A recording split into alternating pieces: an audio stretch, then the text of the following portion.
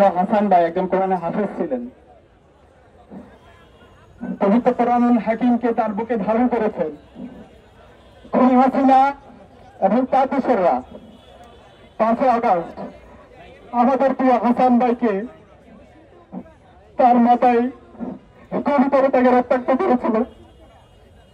আমাদের প্রিয় হাসান ভাইকে আমরা আজকে 9 মাস পর হারিয়েছি। হাসান ভাইয়ের মতো হাজারো ভাইরা এখন হাসপাতালে পেটে কাতরাচ্ছে।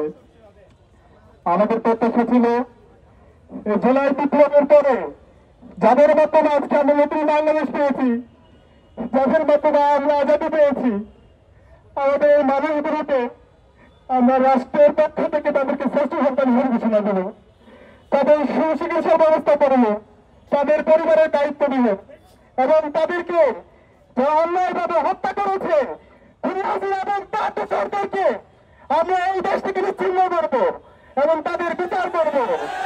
কিন্তু আজকে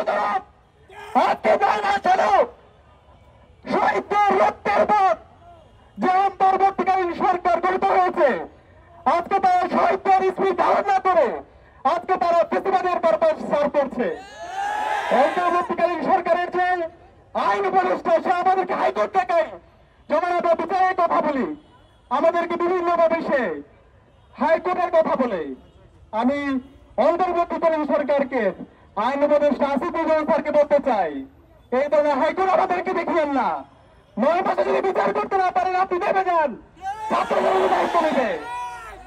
প্রিয় উপস্থিতি, আমরা আজকে এখানে আমাদের বাংলাদেশের সকল মেজর পলিটিক্যাল পার্টিসের নেতৃবৃন্দ উপস্থিত হয়েছেন, ছাত্র সংগঠনের নেতৃবৃন্দ উপস্থিত হয়েছেন, ছাত্র উপদেষ্টা উপস্থিত হয়েছেন এবং আমাদের জুলাইয়ের যোদ্ধা যারা এখন আহত এবং পঙ্গুত্ব অবস্থায় আছে আমাদের বীর যোদ্ধারা উপস্থিত হয়েছেন এবং শহীদার পরিবার উপস্থিত হয়েছেন। আমরা জানাজা নামাজের প্রস্তুতি নিব। এর আগে শহীদের পরিবার সংক্ষেপে কথা বলবে।